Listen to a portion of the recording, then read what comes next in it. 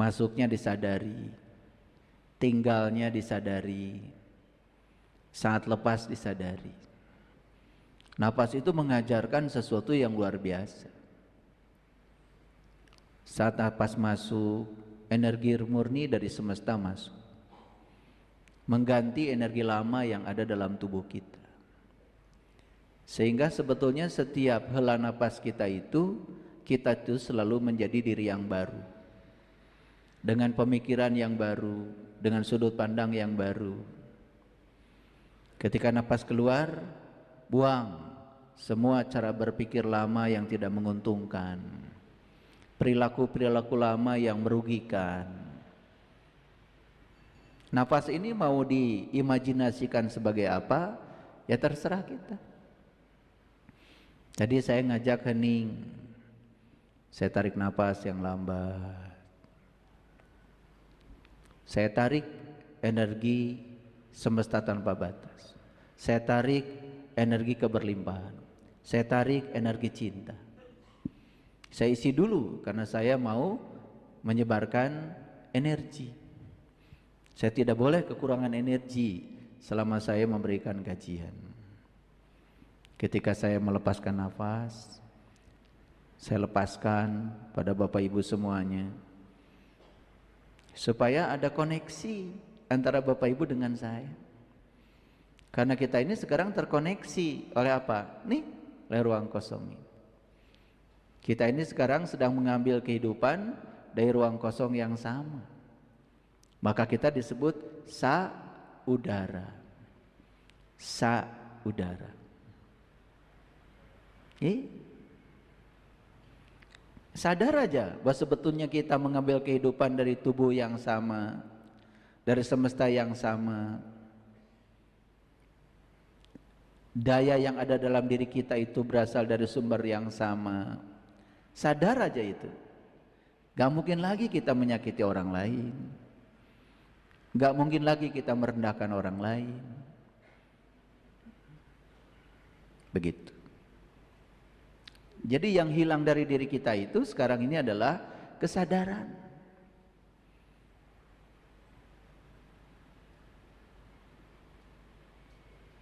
Itu yang hilang dari kita. Kita bersyukur hari ini kita dipertemukan kembali, baik yang offline di sini maupun yang online di rumah masing-masing. Saya harus menyapa dulu karena ada puluhan ribu sahabat-sahabat yang sudah menunggu dari tadi pagi untuk mengikuti live acara kita ini. Segala puji hanya milik Allah, sang kehadiran, sang keberadaan, energi universal tanpa batas yang meliputi seluruh makhluk ciptanya, yang selalu lebih dekat bersama yang dikuasainya. Beliau tidak pernah meninggalkan kita sedetik pun. Perasaan ditinggalkan oleh Allah semata-mata karena kita sering mengabaikan kebenaran yang ada dalam diri kita sendiri. Orang yang sering mengabaikan intuisi dari dalam dirinya, semakin sering dia mengabaikan intuisi itu, maka dia semakin ada hijab antara dirinya dengan Allah. Itulah yang sering merasa seolah-olah Allah jauh dari diri kita sendiri. Oleh karena itu mari kita sadari bahwa sebetulnya beliau itu tidak pernah tidur, tidak pernah ngantuk, mengurusi seluruh kebutuhan kita tanpa batas. Maka beliau menyatakan alhamdulillahi rabbil alamin. Oleh karena itu mari kita puji dia bersama-sama membaca hamdalah. Alhamdulillahi rabbil alamin. Mari kita rasakan kehadirannya, kita mohon ridhonya sekaligus berkahnya.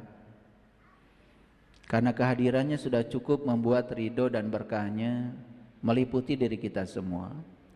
Kita sapa asmanya dengan kelembutan dan cinta seraya membaca basmalah. Bismillahirrahmanirrahim. Tahun 2010 itu ada film yang di launching, judulnya Sang Pencerah. Ada yang pernah nonton?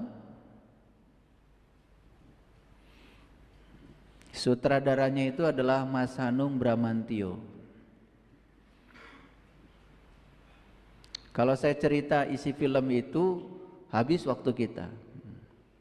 Saya hanya ingin mencuplik saja satu dialog singkat yang sangat menghunjam di film itu, yaitu dialog antara Kiai Haji Ahmad Dahlan, seorang tokoh Islam yang sudah tidak asing lagi di Indonesia, dengan murid-muridnya.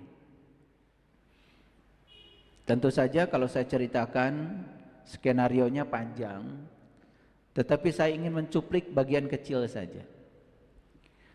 Saat itu beliau sedang berkumpul dengan para santrinya. Ada salah seorang santri dari Kiai Haji Ahmad Dahlan bertanya kepada beliau tentang apa sesungguhnya agama itu. Kita juga ya udah beragama lama ya. Kalau ditanya, Bapak Ibu agamanya apa? Pasti menjawab kan, agama A, agama B, agama C. Tapi kalau ditanya, sebetulnya agama itu apa sih? Belum tentu loh bisa menjawab. Bahkan Profesor Dr. Qawari Shihab dalam sebuah tulisannya mengatakan, memang sulit ya untuk mendefinisikan agama itu. Beliau aja seorang ulama besar mengatakan mendefinisikan agama itu sulit. Karena kalau sudah didefinisikan, maka definisi itu menjadi membatasi pengertian yang ada di dalamnya. Makanya ketika ditanya apa sih agama itu oleh santrinya, Kiai Haji Ahmad Dahlan itu tidak menjelaskan agama adalah tidak. Beliau mengambil biola dan kemudian beliau memainkan biola itu, karena beliau memang memiliki keahlian memainkan biola yang luar biasa. Ketika Kiai Haji Ahmad Dahlan sedang memainkan biola itu, ya, saking ahlinya, kuncinya, nadanya, ritmenya sangat dikuasai dengan perasaan yang penuh. Para santri yang mendengarkan alunan suara biola itu merasakan suatu kedamaian yang luar biasa. Kedamaian yang luar biasa.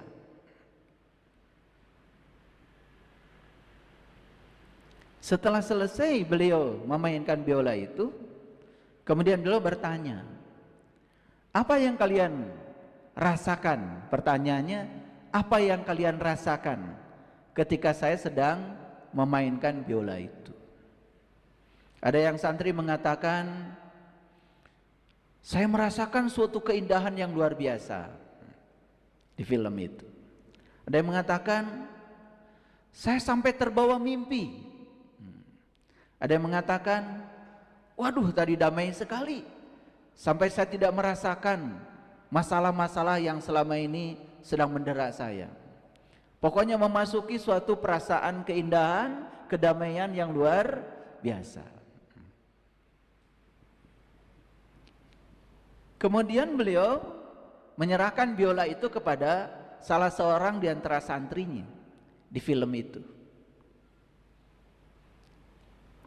Nah, ini si santri yang mengambil biolanya beliau ini memang tidak pernah memainkan biola itu, tidak mengerti kunci-kuncinya, tidak mengerti nada-nadanya. Pokoknya diambil saja, digosok aja itu biola. Setelah selesai santri ini memainkan biola yang tanpa ilmu itu tadi, ditanya lagi santri yang lain, apa yang kalian rasakan? Kacau yai, berisik yai, gak karu-karuan yai, gitu. Dan terakhir beliau mengatakan, itulah agama. Jadi agama itu begitu diserahkan pada orang yang bijaksana, yang luas pengetahuannya, yang penuh cinta kasih, agama itu menjadi sesuatu yang indah, sesuatu yang damai, sesuatu yang berdampak positif buat semua orang. Tapi ketika agama itu jatuh pada orang yang sempit sudut pandangnya, keras hatinya, sombong, merasa paling benar, intoleransi, tidak moderasi, agama itu menjadi sesuatu yang sangat berbahaya, bisa menjadi sumber konflik, bisa menjadi sumber kekacauan. Kira-kira itu esensi dari cuplikan film Sang Pencerah yang disutradari oleh Mas Hanung Bramantyo. Bisa mengerti? Ya. Kenapa Kiai Haji Ahmad Dahlan, seorang ulama besar di Indonesia yang sudah tidak asing lagi, beliau tidak mendefinisikan agama? Karena beliau sudah mencapai kearifan. Definisi itu malah justru akan membatasi. Nah, sekarang pertanyaannya bagi kita semua, apakah agama yang kita agem ini sudah bisa seperti biola yang dimainkan oleh Kiai Haji Ahmad Dahlan, atau agama yang kita agem ini malah membuat berisik, mengganggu, memecah belah, seperti biola yang dimainkan oleh santrinya beliau yang tidak ahli main biola itu? Bisa dijawab? Silakan jawab oleh kita masing-masing. Seorang pemenang hadiah Nobel namanya Dalai Lama, pemenang hadiah Nobel tentang perdamaian. Saat beliau diwawancarai dalam acara resmi, beliau ditanya, agama apa yang paling baik? Kalau orang yang tidak bijaksana pasti akan mengatakan agama yang dianutnya. Dan kita juga sudah tidak asing lagi kalau beliau itu adalah penganut agama Buddha. Ketika ditanya agama apa yang paling baik menurut Anda, ini jawaban orang bijak. Apa yang beliau katakan? Agama yang paling baik adalah agama yang membawa penganutnya menjadi jauh lebih baik. Jadi agama yang paling baik adalah agama yang membawa penganutnya menjadi lebih baik.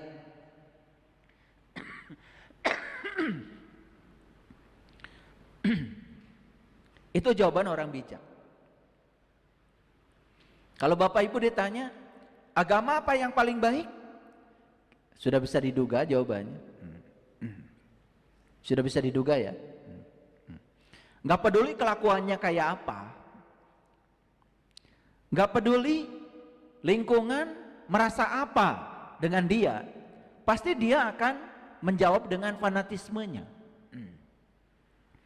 Tapi orang yang sudah mencapai kebijaksanaan, jawabannya itu universal, tidak memojokkan satu kelompok dan tidak mengagungkan keyakinannya sendiri. Agama yang paling baik adalah agama yang mengantarkan penganutnya menjadi lebih baik. Penasaran ini yang tanya, kalau begitu apa agama Anda? Masih tidak terpancing. Beliau mengatakan, agama saya adalah cinta. Tambah pusing kan yang nanya, ulah ini agama apa lagi nih? Jangan-jangan agama baru lagi. Itulah kenapa hari ini saya ingin mengusung satu topik besar yang sangat penting buat bangsa ini. Dan saya berharap kajian ini didengar oleh seluruh tokoh-tokoh agama, apapun agamanya, baik yang ada di Indonesia maupun di seluruh dunia. Topik besar kita hari ini adalah kurikulum cinta. Nah, kurikulum cinta ini adalah sebuah gagasan yang dimunculkan oleh Profesor Dr. Nazaruddin Umar, Menteri Agama yang sekarang, Menteri Agama RI.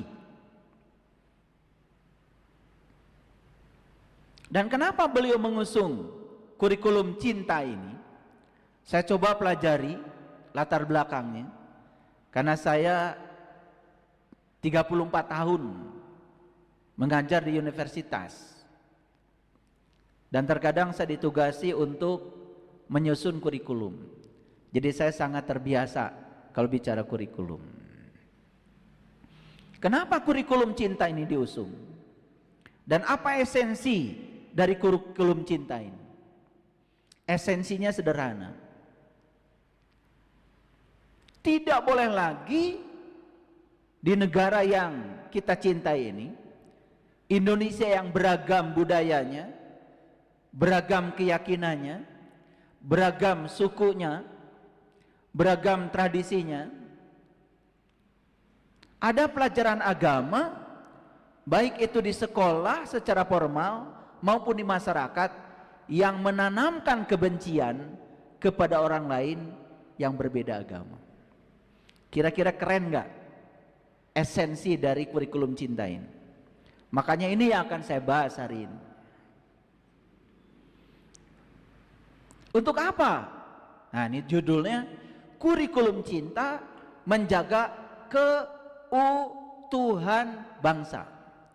Saya hanya memohon kepada Bapak Ibu, para sahabat sekalian, lihat cara saya menulis keutuhan. Lihat cara saya menulis keutuhan. Ya. Jadi ke strip u strip Tuhan. Bisa dibaca keutuhan, keutuhan itu satu kesatuan, tapi bisa juga dibaca keutuhan. Jadi ada tekanan di situ. Apa pesan yang ingin saya sampaikan di judul ini? Pesannya adalah, kalau orang sudah benar-benar bertuhan pada Tuhan yang hak, pada Tuhan yang sebenarnya, dan dia mengalami Tuhan dalam dirinya, maka dia akan penuh dengan cinta. Dan cinta itu menghargai, menghormati siapapun tanpa syarat. Cinta itu menghargai, menghormati siapapun tanpa syarat. Maka ini akan membangun keutuhan bangsa. Tidak ada bangsa di dunia ini yang sangat majemuk seperti bangsa kita. Kita punya puluhan ribu pulau. Kita ini bangsa yang sangat besar. Bangsa yang sangat besar. Kekayaan alam kita luar biasa. Kekayaan budaya kita luar biasa. Kekayaan tradisi kita luar biasa. Saya pergi keliling-keliling Indonesia. Di setiap daerah ada tradisinya, ada budayanya, ada kulinernya. Masing-masing punya kearifan lokal yang luar biasa, yang tidak dimiliki oleh negara manapun di dunia ini. Dan saya berani mengatakan itu kenapa? Saya sudah keliling ke seluruh dunia. Bahkan saya 10 tahun bekerja dengan orang Jepang lewat proyek JICA namanya. Beliau mengatakan Indonesia ini surga. Dan beliau menyebut satu titik di Indonesia. Beliau mengatakan Bandung ini adalah tempat yang sangat comfortable, tempat yang sangat nyaman. Kenapa? Tidak ada musim panas di Bandung, tidak ada musim dingin di Bandung, tidak ada musim salju di Bandung. Suhu udara lingkungan kita sangat bersahaja dengan tubuh kita. Makanya kita nyaman di suhu udara ini. Cobalah, pernah nggak ada yang pernah tinggal di negara yang sangat panas dengan suhu di atas 40 derajat Celcius? Di Arab misalnya, ada yang pernah umroh di suhu itu? Bulan-bulan Juni, bulan Juli sekarang ini, ya, sedang panas-panasnya suhu. Tidak nyaman. Saya pernah tinggal di sebuah negara di mana suhunya dingin sekali, sampai min 13 derajat Celcius. Ketika panas harus ada baju musim panas, ketika dingin harus ada baju musim dingin. Orang Indonesia bajunya itu-itu aja. Betul nggak?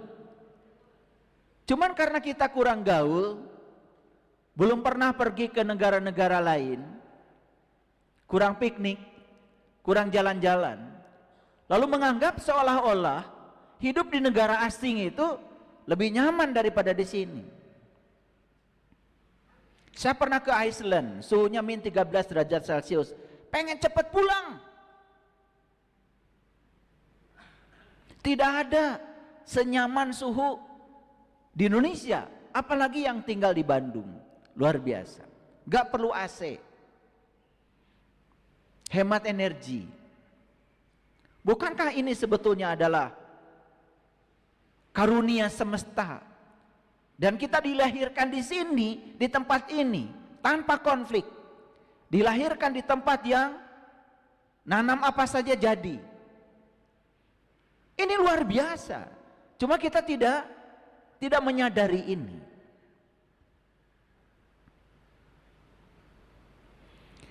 Tanah air, ku tidak kulupakan, kan terkenang selama hidupku. Biarpun saya pergi jauh, tidak akan hilang dari kolbu. Tanahku yang ku cintai, engkau ku hargai. Ayo keluarkan suaranya, kita nyanyi. Tanah air, ku tidak kulupakan, kan terkenang selama hidupku. Biarpun saya pergi jauh, tidak akan hilang dari kolbu. Tanahku yang ku cintai, engkau ku hargai.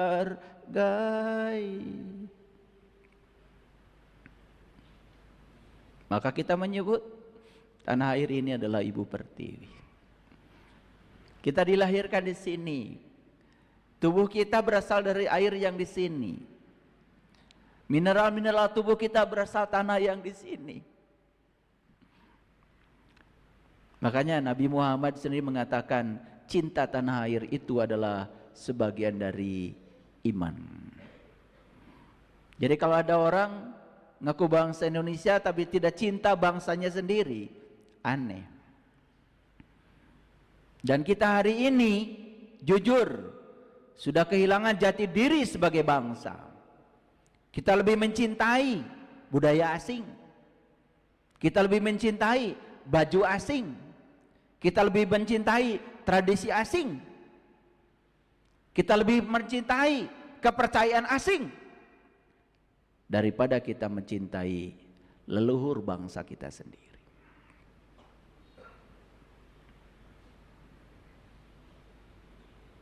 Dan syarat bangsa kita untuk bangkit cuma satu.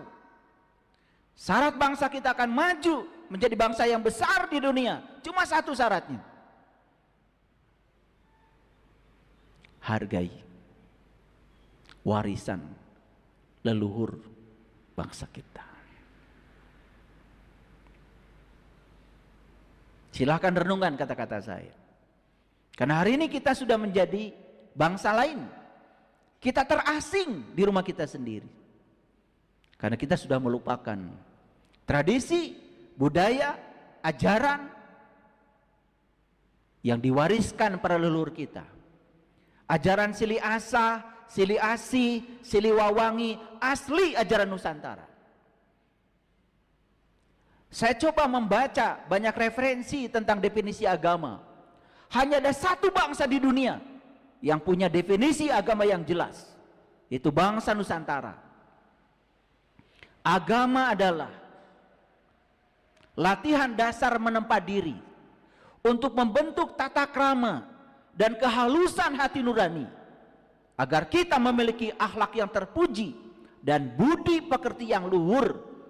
Tidak ada bangsa manapun yang punya definisi agama kecuali bangsa Nusantara. Membentuk tata krama dan kehalusan hati nurani agar terbentuk manusia-manusia yang berbudi pekerti luhur dan berakhlak mulia. Cocok dengan kata-kata Nabi Muhammad, innama bu'istu liutammima makarimal akhlak. Aku diutus ke semesta ini hanya satu, menyempurnakan akhlak. Salat, umroh, haji, saum, zakat, semua instrumen dalam rangka membentuk akhlak. Tetapi kalau semua ritual-ritual itu tidak memperbaiki akhlak, ada pertanyaan bagi kita, apa yang salah dengan ritual kita? Apakah ritual kita sama seperti yang diajarkan oleh para nabi, para rasul? Itulah pentingnya kita mempertanyakan. Keyakinan yang tidak pernah diragukan, keyakinan yang tidak pernah dipertanyakan, diragukan, keyakinan yang tidak pernah dipertanyakan, itu adalah fanatisme yang dibungkus dengan kepastian palsu. Sehingga kita tidak memiliki kepastian yang asli. Kita hanya beragama dengan fanatisme, tidak mengerti, tidak boleh mempertanyakan. Semua dibungkam. Tidak boleh mempertanyakan tentang agama.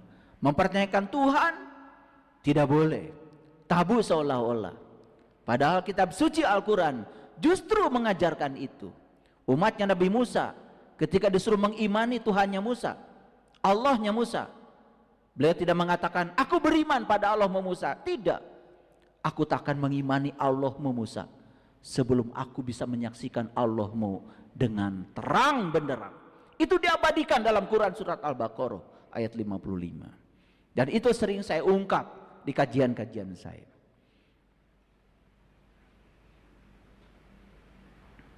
Para hadirin, para sahabatku yang budiman,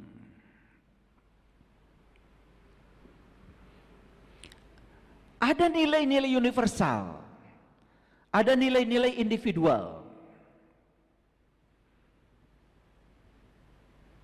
Apa nilai universal itu? Salah satu dari nilai universal itu adalah cinta kasih, kasih sayang. Apapun agama orang, pasti setuju kalau kasih sayang itu adalah nilai universal yang dibutuhkan banyak orang. Setuju kan? Ketika kita mampu mengekspresikan nilai-nilai universal, ini bahasa lainnya nilai universal. Tapi bahasa yang lebih spesifiknya, nilai-nilai universal itu sebetulnya adalah sifat-sifat Tuhan.